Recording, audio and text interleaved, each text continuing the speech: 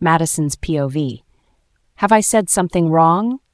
Courtney asks, looking worried, but I give her hand a light squeeze to let her know that everything is all right. You haven't said anything wrong. I just didn't expect you to suddenly ask me about my plan on marriage. Actually, I used to tell my mom that my mate would marry me with a lot of flowers and decorations scattered around us, as I had seen in the TV, and she used to reply to me saying that my every dream would come true. But after their death, everything changed in my life. Not only I forgot about my dream of marrying my mate, but also to have my happily ever after. But now that I have a caring and loving mate like Gabriel, I think I can again start living my dream. I tell her while wiping the corner of my eyes to get rid of the small tears that are trying to escape. I am really sorry for your loss, but I am also extremely happy that both you and Gabriel has come such a long way together.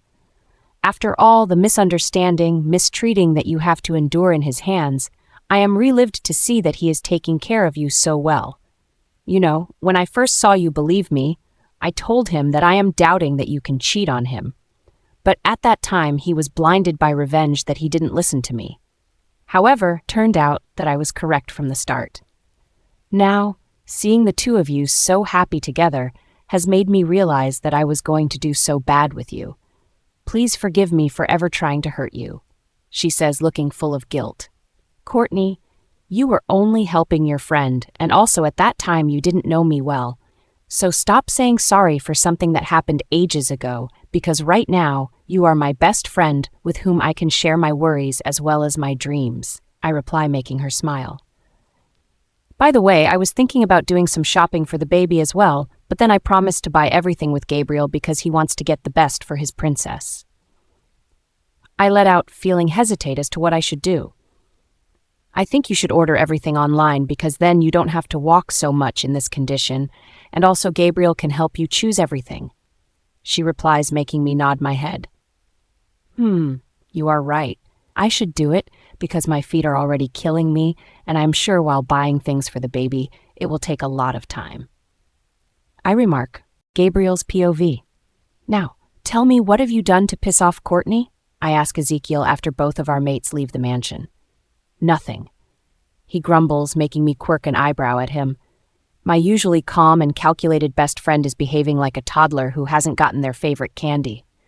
Look, I don't have unnecessary time to waste, so if you don't have anything to say, then I would like to start working.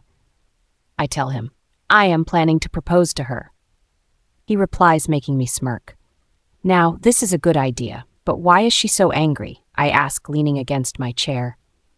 The other day, she heard me talking to the jeweler whom I have given the order to make custom ring for the proposal.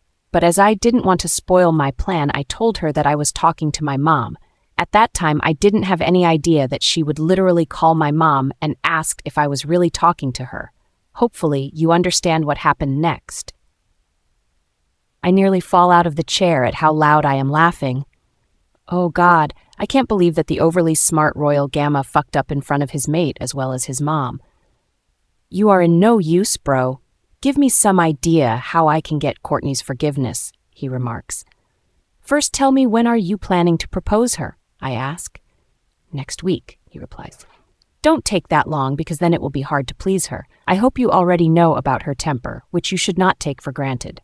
Also, she is a witch, and if she wants, she can read your thoughts. So, if you don't want to get your surprise spoiled, then start planning early.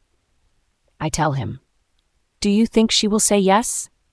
He asks, making me roll my eyes. Man, she is your mate and loves you, so definitely she will say yes, but if you still have any doubts, then talk to Madison. She will be able to solve your dilemma better than me. I reply because my mate is really good at making others understand the situation. By the way, what have you planned for your marriage? He asks. Frankly speaking, I really don't know. We are already mated and have a baby on the way.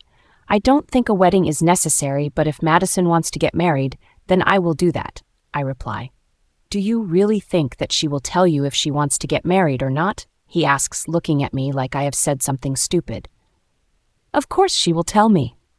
I answer confidently, but he shakes his head in response. She will never, and before you start arguing with me, let me clear something. Madison is an omega, which makes her a lot vulnerable than others, so she has a habit of hiding her true thoughts. She will never accept that she wants to get married if you don't initiate the proposal. He explains, and I have to admit that he has a solid point, Madison's POV.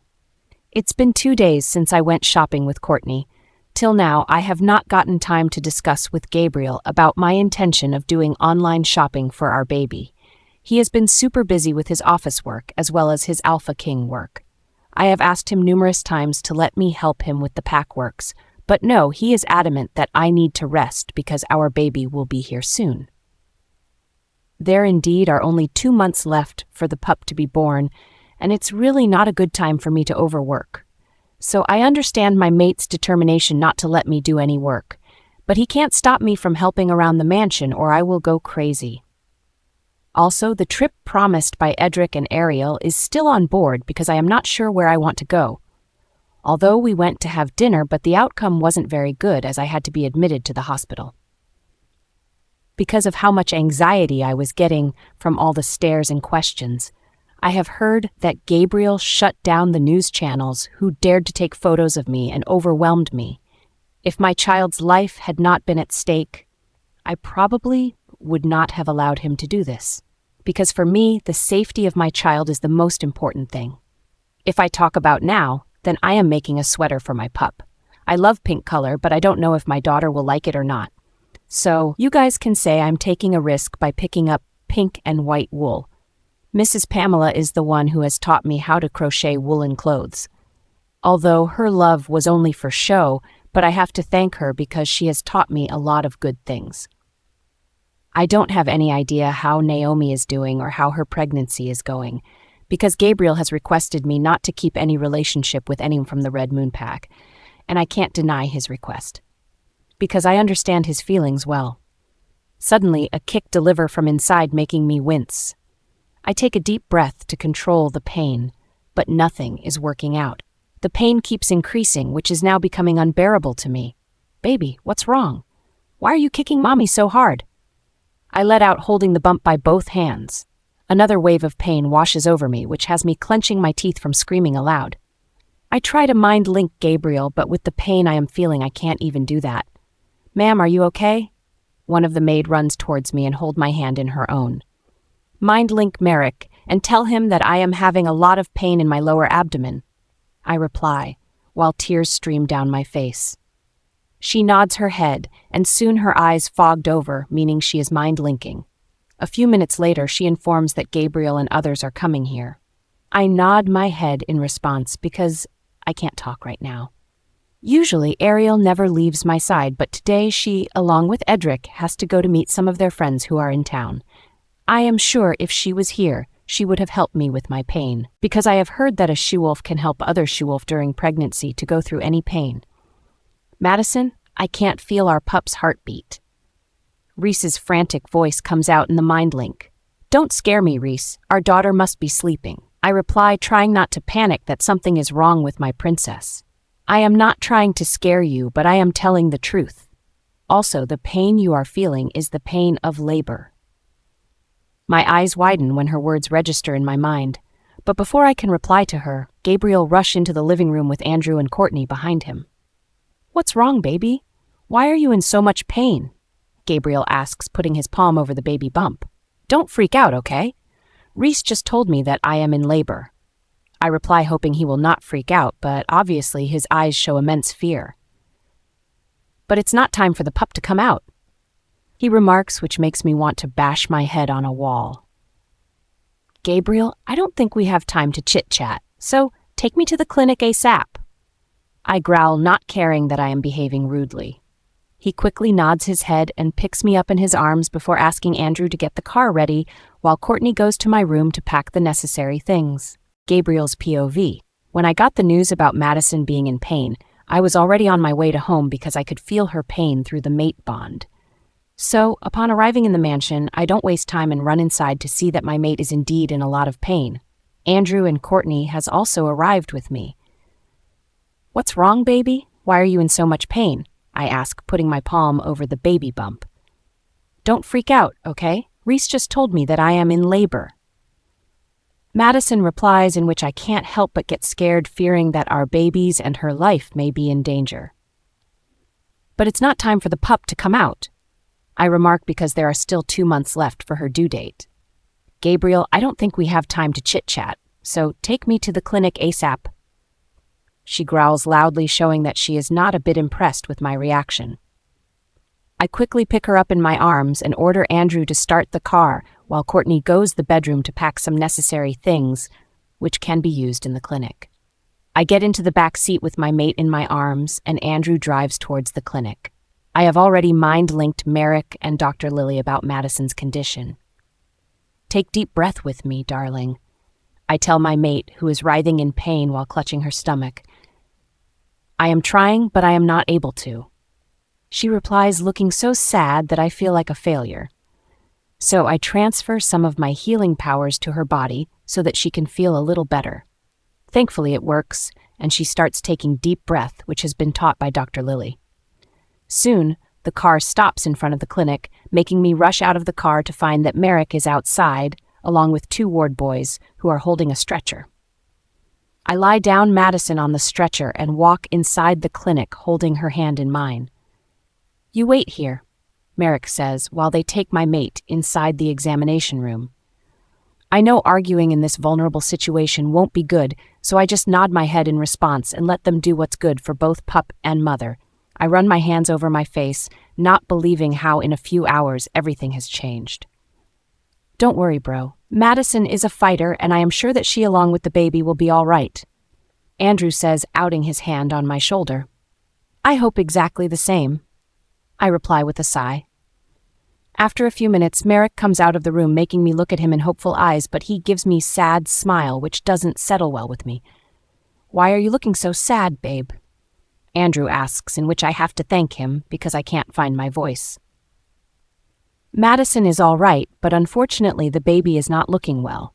Dr. Lily thinks because of Madison's omega traits, her body is not able to carry an alpha's child to full term, so we have to perform an urgent C-section to deliver the baby. Merrick explains, while I try not to cry just hearing that my pup's life is in danger. Please sign this paper quickly so that we can start the procedure, Merrick says, giving me a file which I take with shaky hands as I am feeling so scared for the first time in my life. I sign my name in the necessary. Can I come inside? I ask. Can I come inside? I ask. This case is very serious, so we can't let anyone inside beside us. By saying this, he walks inside the room, leaving me to pray for my mate and our pup's well-being. It's been 1 hour, and I, along with Andrew, are sitting outside the operation room when we hear multiple footsteps coming towards us. So I look up to see that Mom, Dad, Ezekiel, and Courtney are rushing towards us. How is Madison? Mom asks the moment she reaches us. Madison is having a lot of pain, so the doctor said that they have to perform a C-section as soon as possible. I reply while looking at their tension-filled faces. Don't worry, son. Our Madison is very tough. She and your baby will be fine. Dad tries to assure me. I just want them both to be all right. If anything happens to them, I don't know what I will do. I answer, nothing will go wrong, man. She is my baby sis, and I know she will not let anything happen to her child. Ezekiel says, squeezing my shoulder, making me nod my head in response. After a long wait of another 1 hour, Merrick comes out of the labor room with a smile on his face, which makes a hope emerge in my heart. Congratulations, Alpha King, you have become a father of an adorable little princess. By the time he completes his sentence, there is already clapping around us, which is not only from my family, but from the other staffs of the clinic too. Really? And what about Madison? I ask eagerly. She is also all right, but needs 48 hours observation as she has lost a lot of blood. Merrick replies, making me sigh in relief. Can we see them? Courtney asks, looking excited. You guys can meet Madison, but about the baby girl, she needs to be put in the incubator for 1 week. Only parents are allowed to visit her till then. Merrick replies, Madison's POV. The word mother is not just a simple word. It is a feeling that can only be understood from the heart. A mother keeps her child healthy inside herself for months, and then after suffering a lot of pain, brings the child into the world. I never thought that I will become a mother so soon, but from the day I came to know about this child, I only thought of protecting this child. Now that my baby girl is finally in front of me, life seems to be getting better. Maybe I still can't hold her, but from afar, I can see her with a loving look. My assumption is true about the baby's gender, which has me and Reese in a very cheerful mood. My princess is finally here, although she has to be kept in the incubator, but I am happy that she will be all right in a few days. When I woke up from being unconscious for a few hours, Gabriel was the one whose face I saw first. At first, I freaked out thinking that my baby didn't make it.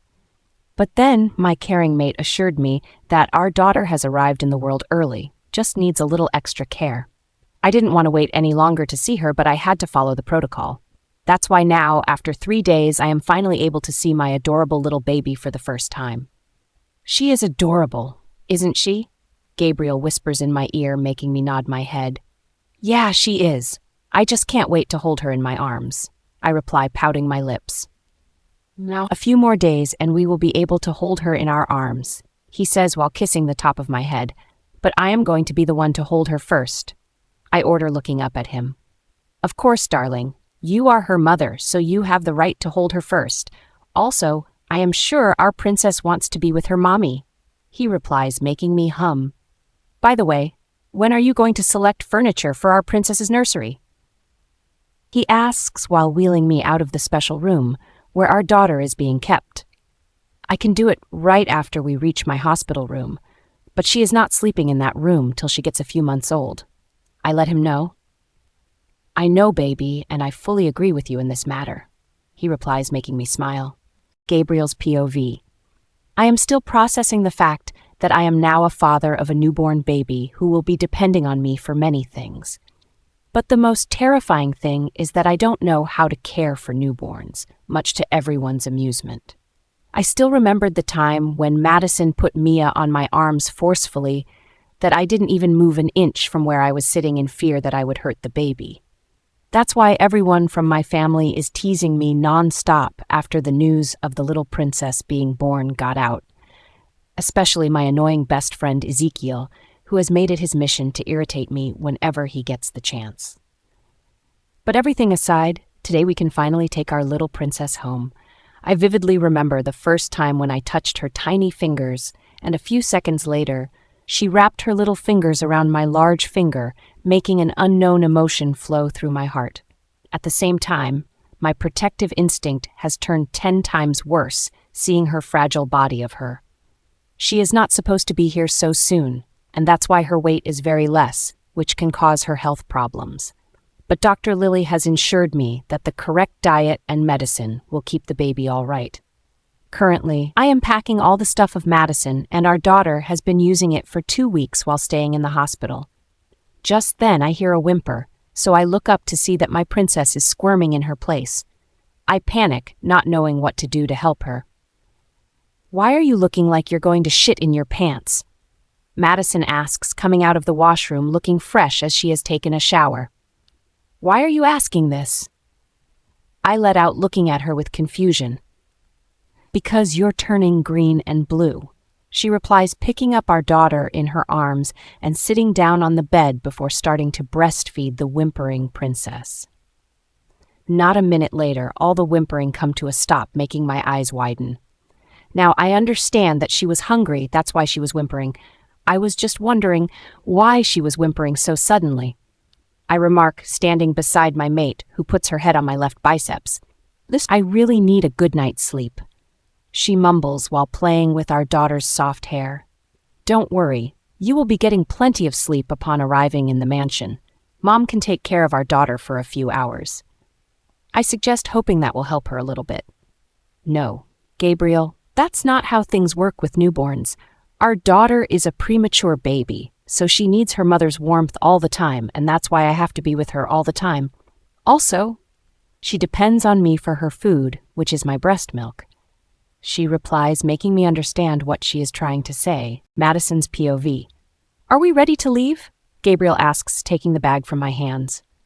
Yep, we are ready to be with our family, right, princess? I reply, looking at our daughter, who is sleeping in my arms while sucking on a pacifier. Let's go. Andrew is waiting outside the hospital, Gabriel says, making me nod my head. We walk out of the room up to the outside where we find Andrew leaning against his car while talking to Dr. Lily. Upon seeing me, they brightly smile at me. Gabriel put the bag in the back seat while Andrew takes my princess in his arms. "Be careful, Andy." Gabriel lets out looking concerned, in which his brother smirks at him.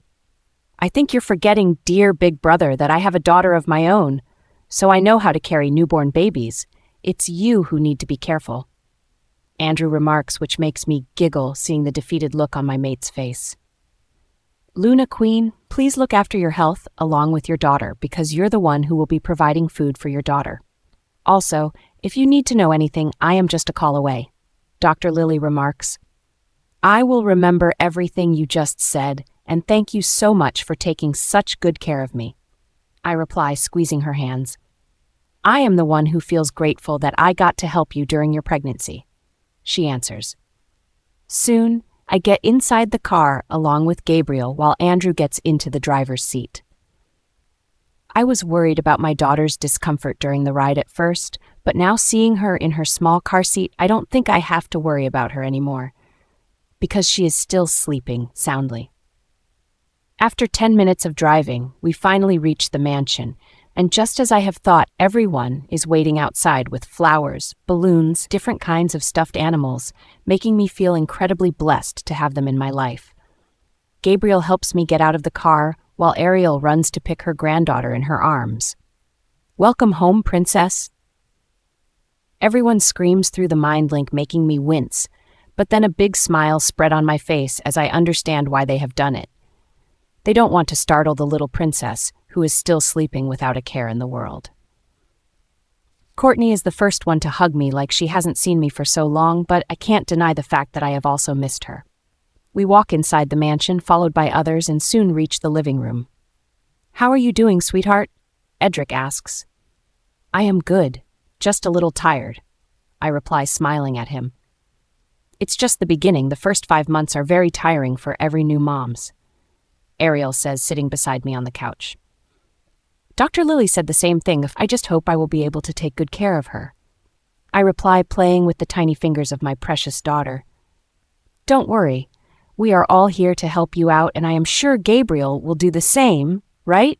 Ezekiel asks, wiggling his eyebrows, making my mate scowl. "Shut up," Gabriel retorts, glaring at his best friend. "That's enough, boys. Let's go upstairs, Madison. Both you and our little princess need to lie down for a good sleep," Ariel says, making me nod my head in agreement, Nicholas's POV. "So that my lovely Madison has given birth to a daughter." I let out, taking a sip of my drink. "Yes, Alpha. The pup wasn't born healthy at the start, but now she is completely fine," my loyal agent replies, bowing his head. "Although I wanted a son from my dear Madison, but a daughter will do the work for now. I can get a son next year, and I am sure he will be a strong one to be the next alpha of this pack," I remark, smirking, looking at the photo of my precious Madison, which is situated on the desk of my office. "Then what about Luna Naomi's unborn pup?"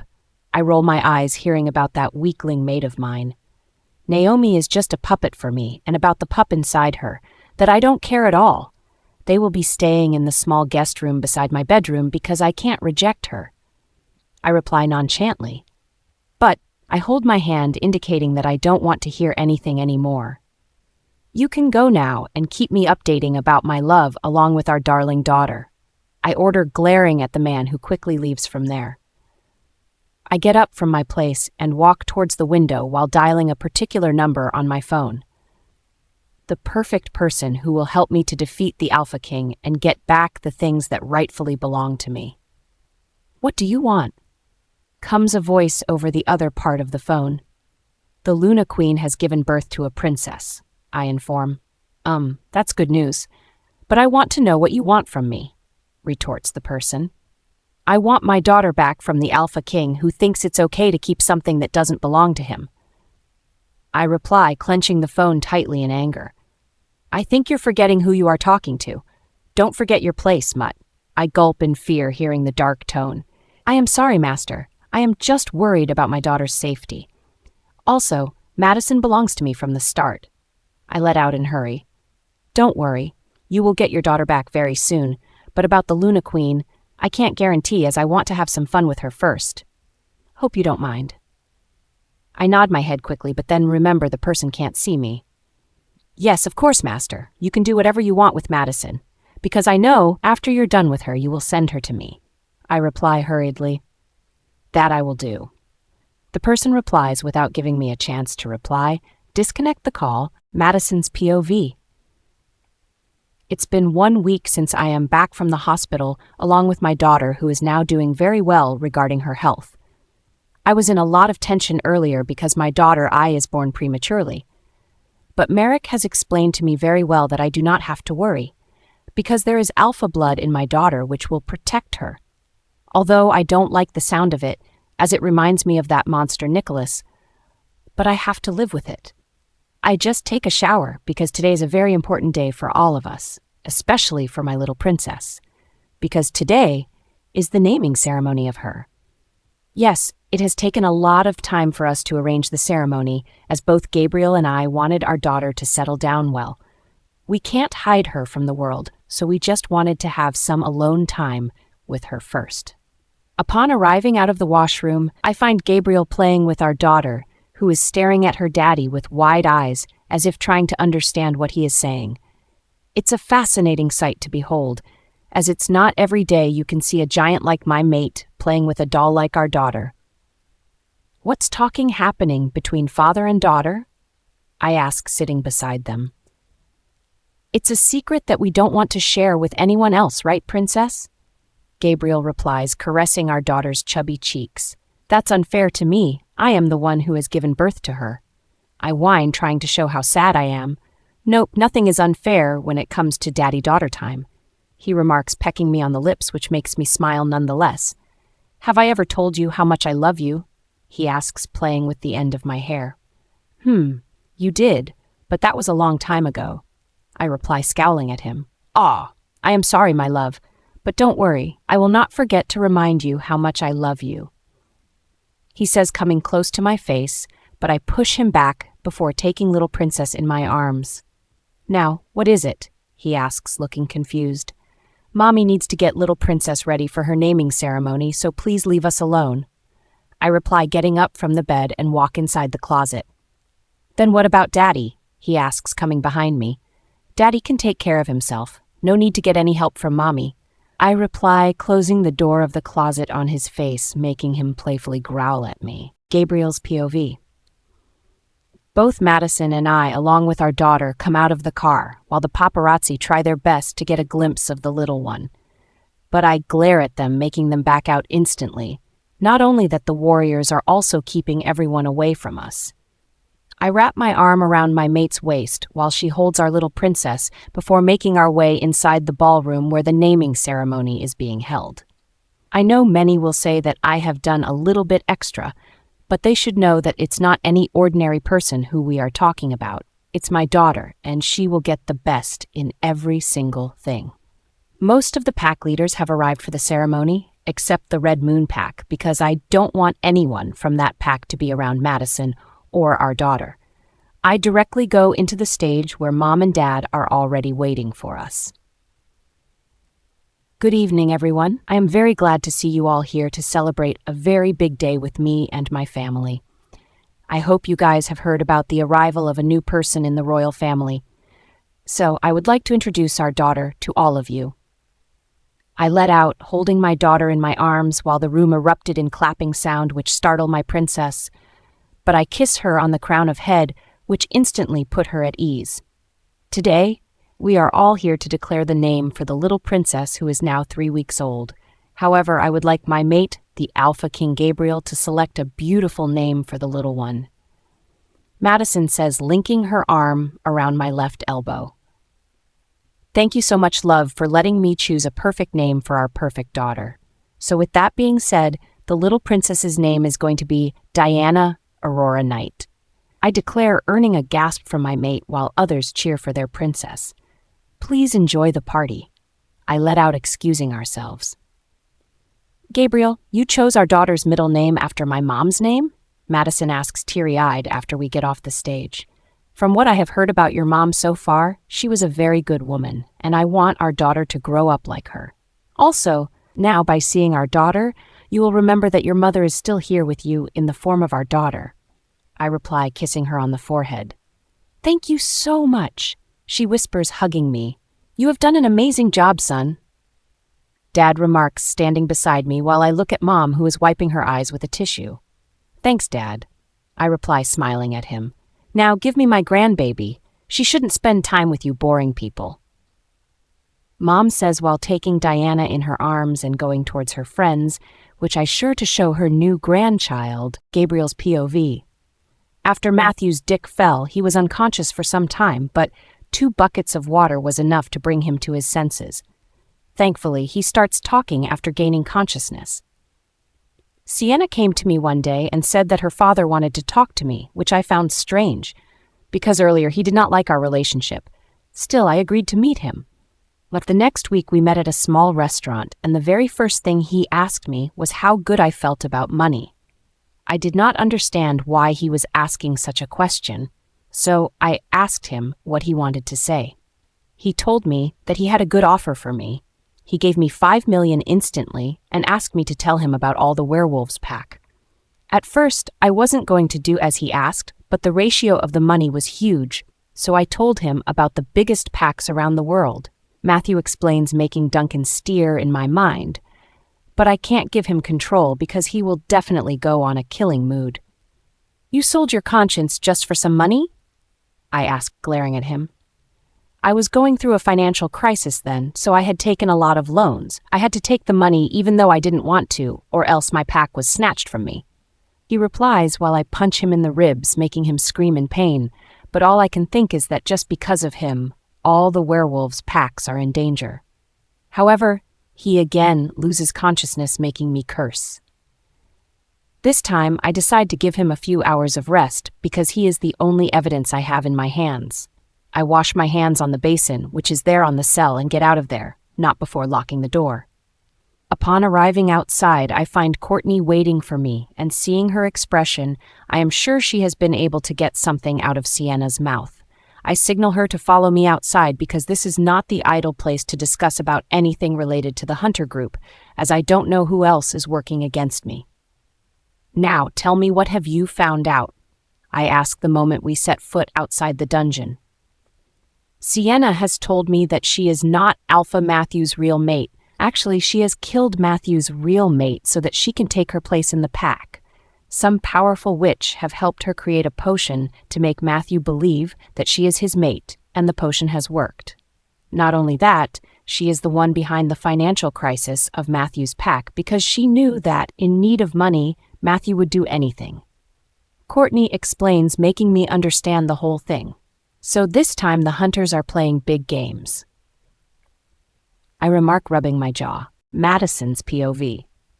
My doll will go for a walk with Mommy wearing beautiful clothes.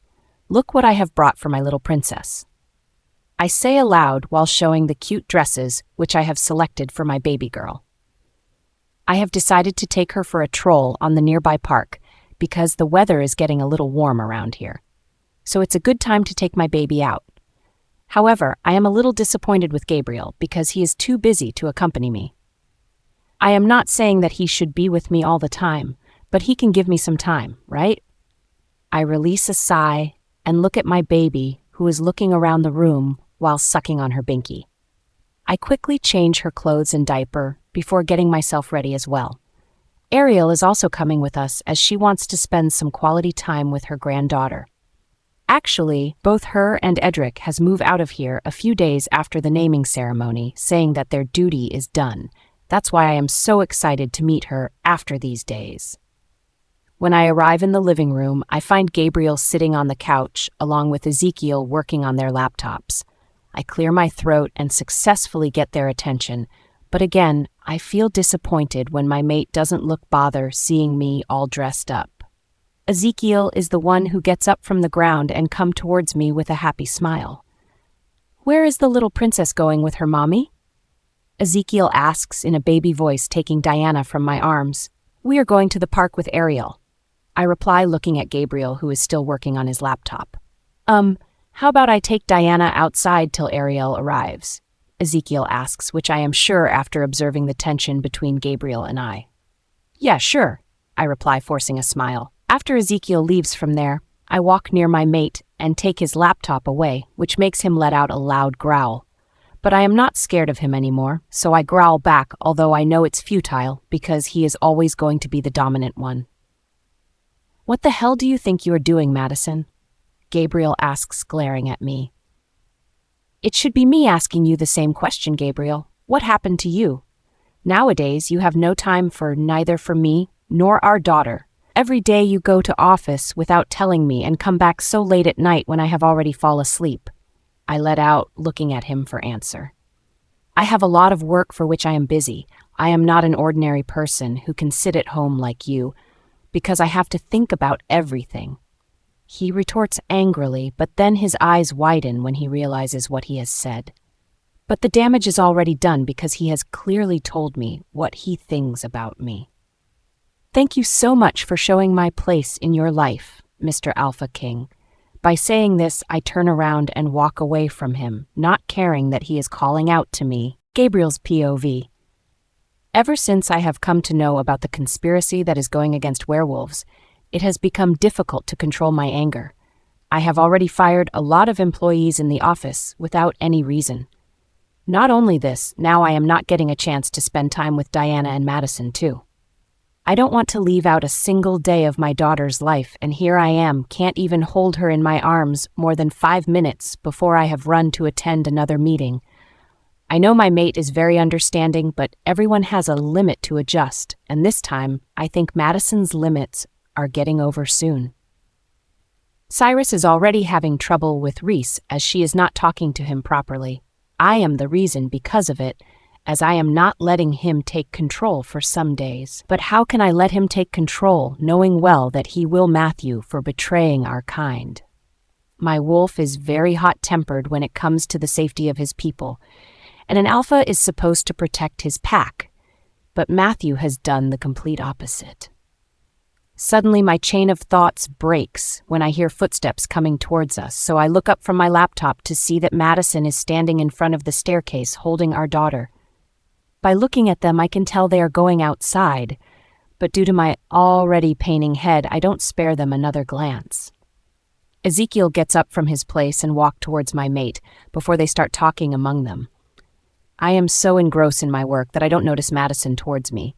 I notice when she suddenly snatches my laptop away from my lap. "What the hell do you think you are doing, Madison?" I ask, glaring at Madison. "It should be me asking you the same question, Gabriel. What happened to you? Nowadays you have no time for neither for me nor our daughter. Every day you go to office without telling me and come back so late at night when I have already fallen asleep." She lets out, making me lose my control. "I have a lot of work for which I am busy. I am not an ordinary person who can sit at home like you, because I have to think about everything." I retort angrily, but then my eyes widen when I realize what I have said. "Thank you so much for showing my place in your life, Mr. Alpha King." By saying this, she turns around and walks away from me. "Madison," I call out to her several times, but she is already out of my sight. "The fuck are you thinking while saying those hurtful words to our mate?" Cyrus growls through the mind link. "Look, I didn't want to scold her, but the tension about the unknown enemy has taken over my mind pretty badly," I reply, running my hand through my hair. "That unknown enemy's situation can wait for some time. But can you believe that we didn't even hold our precious daughter for more than 5 minutes?" Cyrus retorts, making me feel worse about my doings. "Now you are repenting your doings, but the damage is already done. You directly told our mate that she doesn't do anything for anyone. Have you forgot how much abuse she has to suffer in her past? Still, she always has a sweet smile on her face. She even forgave us so easily for our horrible behavior towards her without knowing the reality." Cyrus lets out before going towards his resting spot on my mind. I have made a big mistake by talking to Madison like this. She is right in saying that I am behaving the same nonsense way as before. Why did I lose my temper with my anger, and that too at my innocent mate? Even if I mind link her now, she will not answer at all. So there is no use in bothering her. I should go by myself and see where she has gone. Madison's POV. What does he think of himself? Just because he is the Alpha King, Has he got a ticket to talk as he pleases?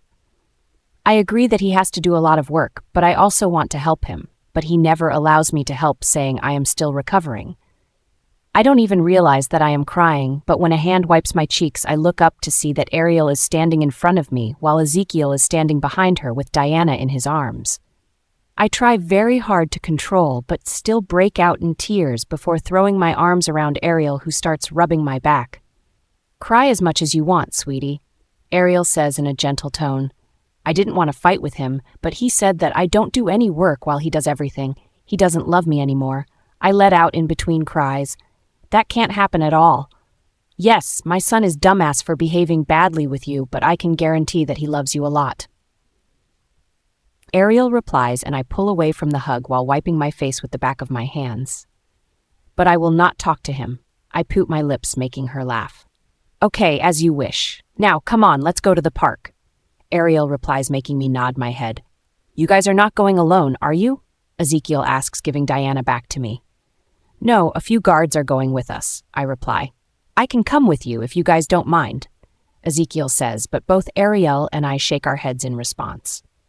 Nope, it's girl time, so no boys allowed, Ariel replies before both of us get inside the car. Just 10 minutes later, we are already in the park walking through the grass. I want to put Diana on a stroller, but Ariel says that she wants to hold her granddaughter, so who I am to deny her wish. It feels good to get out of the house after so many days. Although I am battling post-pregnancy mood swings, but having Diana with me is enough to fix everything. I thought Gabriel would understand me and spend some time with me, as he did before Diana was born. But he proved me completely wrong today.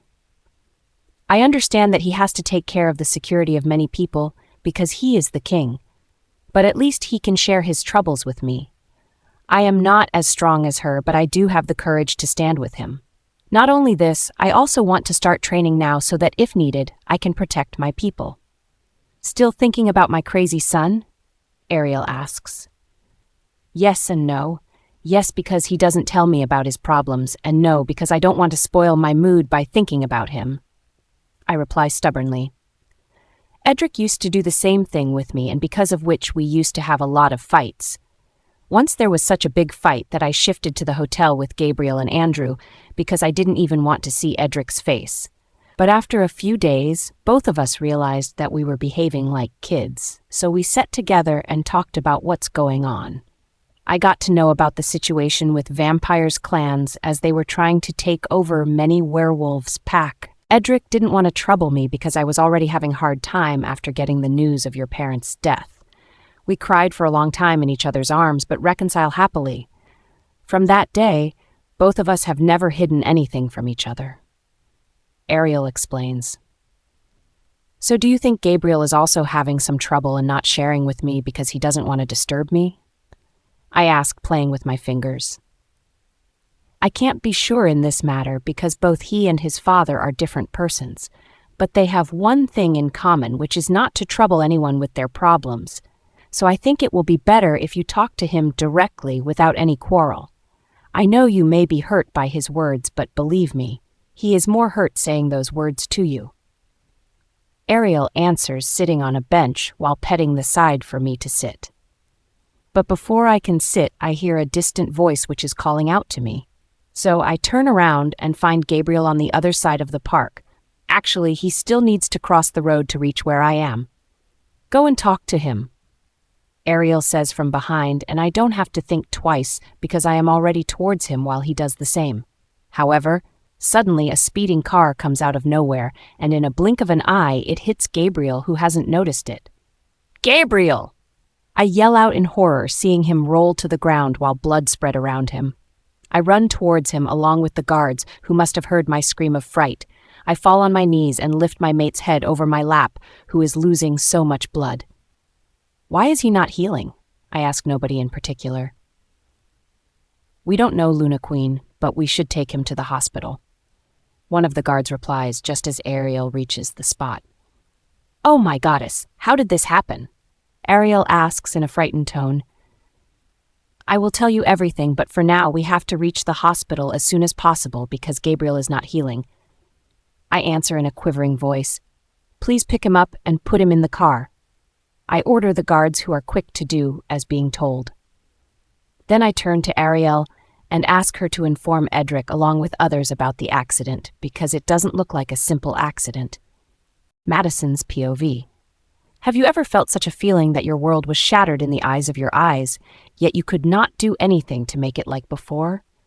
I am feeling this way watching my love fight for life and death. Merrick and his team began treatment soon after Gabriel was brought to the hospital, but still they could not stop him from going into a coma. Yeah, my mate is now in coma because his body can't take the blow from the accident. But the surprising thing is that he is the Alpha King, yet he was not healing like he was supposed to do. That's why the doctors sent his blood sample to the higher laboratory, and when the final reports came back, it was as if the ground had slipped from under my feet. He is being shot with a poisonous injection that has pierced the side of his heart, but luckily, it hasn't hit the main nerve of the heart, or the doctors wouldn't be able to save him. Just the thought sends a bad shiver down my spine, so no, he has to live. For me, for our daughter, for our family, and our people. Ariel's condition is very bad, and she hasn't stopped crying. I can't say that I am not crying, but I know that I have to be strong for my mate. He has always been my backbone, so now that he needs me to be his backbone, I can't back out in grief. I look through the window of his ICU room where he is attached to several machines while looking like he is sleeping. But I want him to wake up because I don't like the way he is sleeping. If he wants to sleep, he can sleep, but first he needs to wake up and talk to me. We have to solve the misunderstanding between us first because I can't stand him being angry with me. How long will you stay like this, Madison? Andrew asks, standing beside me. So, what else should I do? I want to talk to him, tell him that I will never be angry with him again. You know, when we talked last time we fought, but now when he is not talking to me, I don't feel well at all. I reply, wiping the corner of my eyes.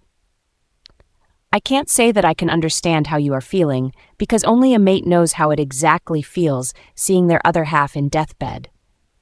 But I will definitely suggest that you need to think about this kingdom along with my brother. Now that our king is in hospital, we need our queen to protect us. Andrew says, making me shake my head repeatedly. I can't do that. I don't even know anything about the kingdom or how to control everything. Gabriel does ever. Andrew stops my ranting by holding my arms in his hands. Calm down, Madison. I can understand that you are scared because you have never taken such a big responsibility. But now you have to step up and learn to use your powers. Now, don't you want to help Gabriel? Andrew remarks gently. But how? I whisper. We will help you. Someone says from behind, so I turn around to see that Ariel and Edric are standing there. Maybe you don't know what a Luna Queen has to do, but now you will learn everything. Actually, you should have learned everything a long time ago, but you were pregnant with Diana, so Gabriel told us that we shouldn't bother you with the training. Ariel says, caressing my cheek like a mother does. Yes, Madison. Gabriel always thought what's good for you, and just a few days ago he told me that he wanted you to start training, so that you could keep yourself and others around you safe from the upcoming war. Edric remarks, which made me look at him confusingly. Upcoming war? What type of war? Why am I hearing about this now? I fire one question after another. Gabriel didn't want to bother you, so he decided to keep everything to himself. An unknown person is conspiring against us, and some traitors are helping him in this. We have captured one of the traitors, who is also an alpha, and found out from him that there is a big war ahead of us, which can lead to our complete destruction. What we didn't know was that they were planning to attack the Alpha King sneakily.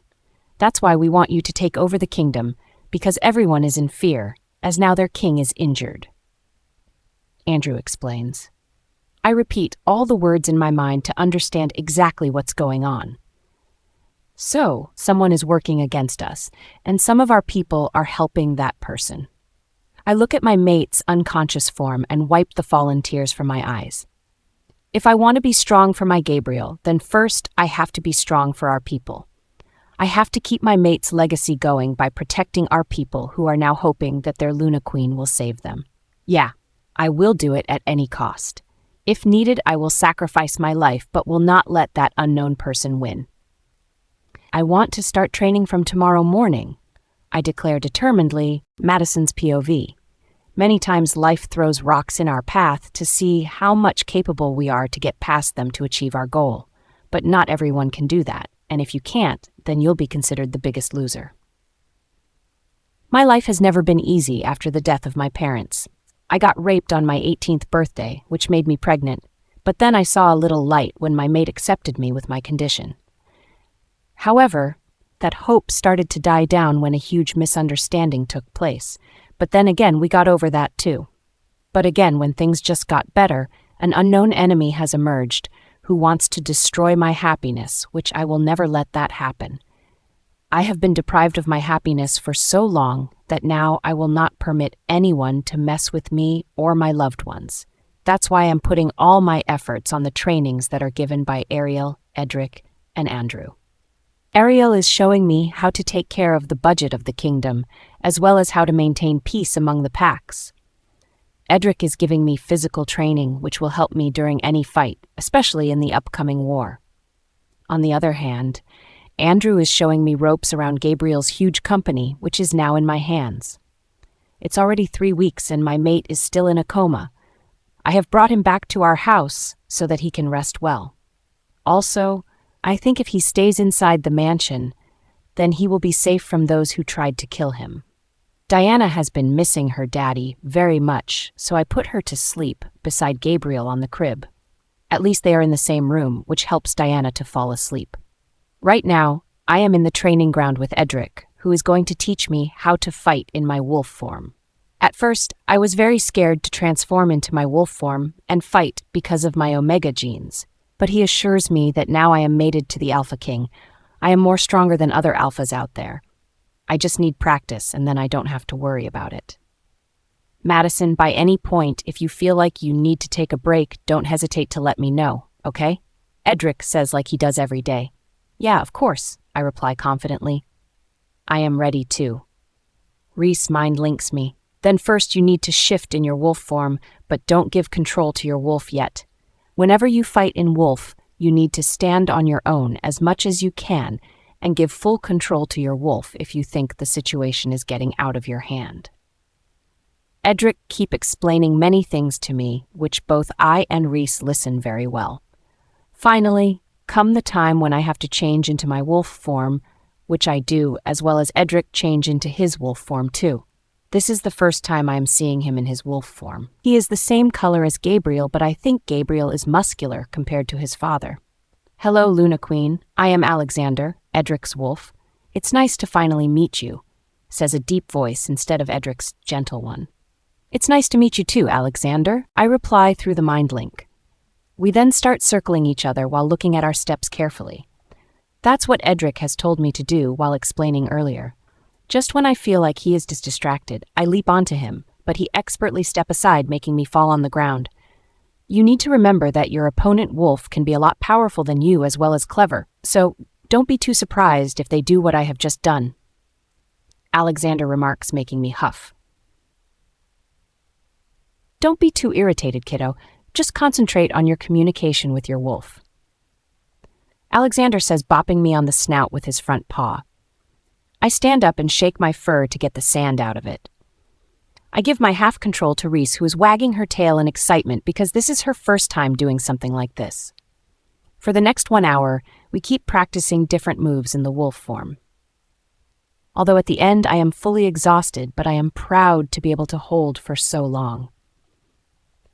I bid goodbye to Edric and then go inside the mansion to see that Ariel is holding Diana while trying to feed her milk, which I don't think gonna work. Because my daughter is very stubborn as she only likes to drink breast milk. However, I am fully soaked with sweat, so it won't be nice to take her in my arms. Ariel, she won't drink from the bottle. So just hold her for a few minutes and I will take a quick shower. I let out, you take as much as you need. I will just play with our little princess till then. Ariel replies, smiling at me. I let them play and walk upstairs to my bedroom. But stop when I reach near the bed. I look at my mate, who is sleeping without a care in the world. However, I know that this sleep is not simple. This sleep is something I wish no one have to go through in their lives. I sit beside Gabriel while caressing his face with my fingers, although his body is not cold, but I can't feel the warmth that usually emits from him. I so badly want to feel that warmth, but I can't force him to get up. Merrick has told me that Gabriel's body needs a lot of rest to get him better. Actually, he is lucky that he has alpha blood in him, or the poison was so strong that he could have lost his life. The thought is enough to put me in a panic mood, so only I know how I would have behaved if my mate didn't make it through the operation. How much are you going to sleep? Don't you want to talk to me or our daughter? I ask in futile, knowing he won't be replying. Diana misses her daddy a lot. You know, now she has started smiling a little bit. But I know only you will be able to make her laugh because she is surely a daddy's girl. Also, I would like to let you know that I have started training in my wolf form from today. I won't say that I have done a very good job, but I will train hard from tomorrow. I explain to him like I do every single day since I have brought him here. Although I want to talk to you more, but our daughter needs to be fed, so I have to go now. You sleep well, I love you, I say while kissing him on the forehead before making my way inside the washroom. Madison's POV. After coming out of the shower, I mind link Ariel to come into bedroom with Diana. Soon enough, she comes here and give me my daughter, who is looking like she is very angry the way her little lips are quivering. When Ariel leaves, I sit down on the recliner with Diana in my arms before opening my blouse so that she can drink her milk.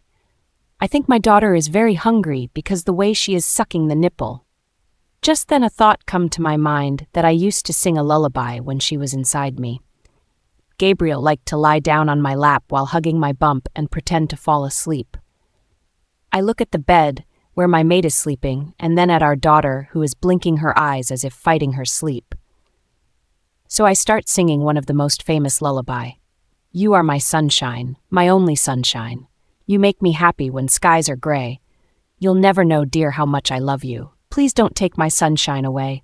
The other night, dear, as I was sleeping, I dreamed I held you in my arms. When I awoke, dear, I was mistaken, and I hung my head and I cried. You are my sunshine, my only sunshine. You make me happy when skies are gray. You'll never know, dear, how much I love you. Please don't take my sunshine away. You told me once, dear, that you really loved me, and no one else could come between. But now you've left me, and you love another. You have shattered all my dreams. You are my sunshine, my only sunshine. You make me happy when skies are gray. You'll never know, dear, how much I love you. Please don't take my sunshine away. I wipe the lone tear that had slipped past my eye and then look at Diana, who has fallen asleep.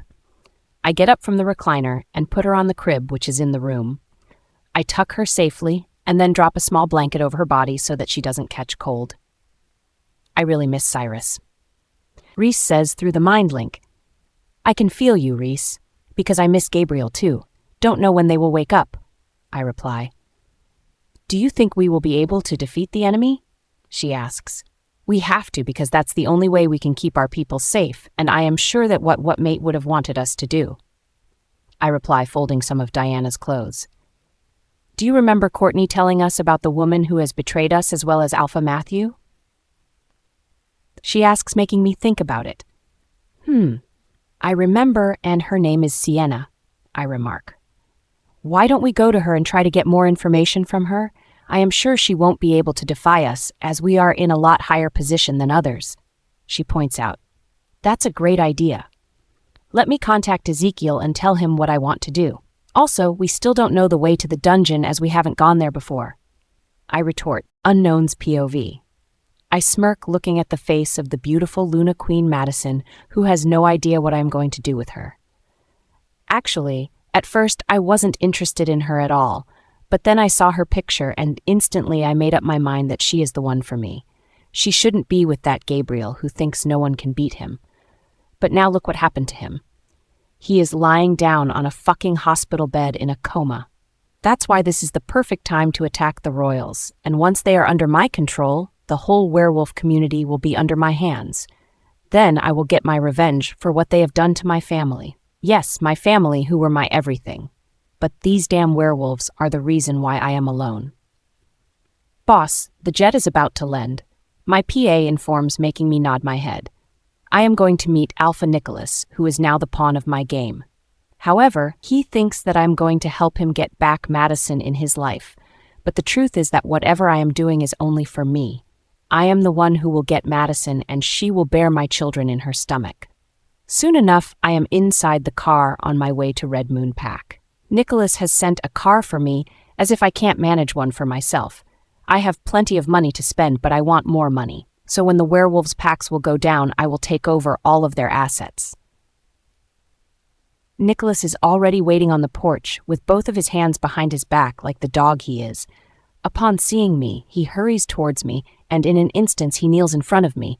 I smirk and pet his head like you do to a dog. If I can make an alpha my loyal dog, then I can do the same with others too. Take me to my cabin, I order, although I don't have any personal cabin here. But Nicholas's cabin is going to be mine from now on. Yes, master. He replies before going inside the mansion and leading me towards the cabin.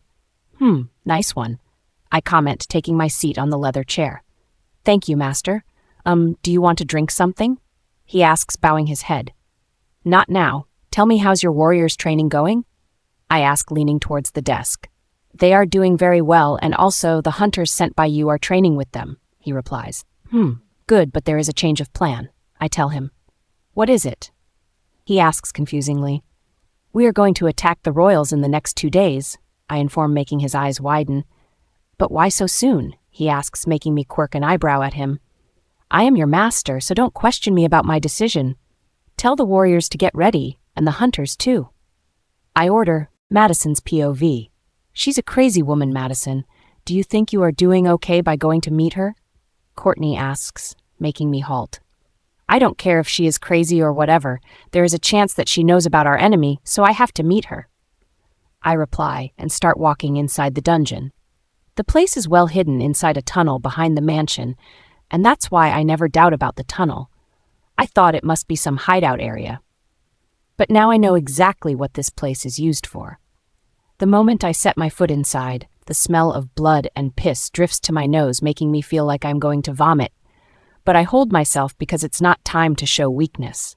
I am here to get some necessary answers which can help me to find the enemy before they can strike. She inside this cell, Courtney says, pointing towards an iron door. I can take it from here, I tell her, but she shakes her head. You are our queen, and I can't put your life in danger by leaving you alone with the psycho girl. Courtney replies, making me sigh. Okay, fine, but you have to stay outside, I order before walking inside the cell to find a woman older than me strapped on the bed. Welcome to my humble abode.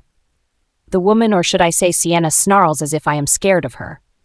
Cut the bullshit. I am not here to chat with you, just answers to my questions. I let out, walking towards her before holding her chin between my fingers. Do you really think I will answer a low class like you? Sienna says sarcastically, but I think Reese doesn't like her tone, because the next thing I know, my wolf has taken half control and extends her claws, which are now cutting through Sienna's flesh. Ah, you are hurting me, she screams while trying to get away from me. This is just the trailer, because I am going to hurt you more if you don't do as I am asking. Reese and I both say together, making Sienna's eyes widen when she realizes that we are using our Luna Queen's voice. You can't force me. Sienna spats arrogantly, so I slap her hard because I can't take her nonsense talking anymore. Shut up, you traitor. You killed Alpha Matthew's pack just to take her place in the pack. Don't you have a heart? Oh, of course, you don't, otherwise you would have never done it. But now your time is up, because I will make you regret even thinking about betraying us. I threaten, squeezing her face hard, making blood come out of her mouth. Tell me your father's name, I order in my Luna Queen's voice. She attempts to stay quiet, but no one can defy me, as I am the most powerful person after my mate. Jonathan Taylor. She answers with a lot of struggle. That was not so tough, was it? Now, tell me how many hunters are working under him. I ask the next question, but this time she keeps her mouth shut. So I take a hold of her right hand and break her fingers, making me let out a loud scream of pain, but I don't give a fuck about her pain when she is trying to keep information about our enemy. Now tell me the answer. I order, glaring at her. 30,000 hunters and 50,000 rogues. She replies in a painful voice, making me coo at her. Ah, are you hurting, sweetheart? I ask, faking a worried face. Fuck you, she remarks, making me roll my eyes. Thank you so much for the offer, but I have a mate already whom I love a lot, I reply innocently. The same mate who is now in coma. She retorts with a cruel smile that does not go well with me. How do you know that? I ask. Do I look like I will tell you after what you have done to me? She replies rudely. Then you are highly wrong, because I haven't started to do anything yet, but I will now. By saying this, I pick up a whip from the side table and start whipping her like I whip batter for pancakes or waffles. Her screams, her tears, her blood, nothing stop me, because now I am not the weak little Omega who used to get scared of small things. Now I am the Luna Queen who will stop at nothing till she knows who are working against the werewolves. When she still doesn't open her mouth, I pick up a gallon full of wolfbane and pour it over her bloody flesh without any second thought. In a second, her flesh starts to rot, making me cry out in fear looking at her battered body. One of the guards of the dungeon work for my father, and he has been giving me information about the royals. She lets out while whimpering loudly. I wrap her mouth with a tape so that she can't make any sound, not that anyone can hear her, because Ezekiel has told me that all the cells are soundproof. I leave the cell and find Courtney standing at the same place where I have left her. I don't say anything to her and start walking outside the dungeon. Thankfully, she doesn't question me and follow me behind. But I stop at the doorway and turn to look at the warriors who guard the door. I don't know who is giving information to Sienna, but I know that I can't believe any of them. So I mind link Ezekiel and let him know what I have found. I go straight to my bedroom and take a long shower to wash the smell of the blood of that traitor. The number of hunters and rogues are pretty big, which means that the enemy is not a simple person. I wasn't scared before, but now I am getting scared. What if I can't fight the enemy? What if I can't save my people? What if I am unable to keep my word of serving my duties?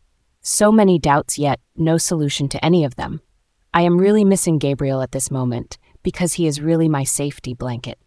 I may be the Luna Queen, but it can't change the fact that I am an Omega, which makes me scared easily. I just hope that I don't do any mishap.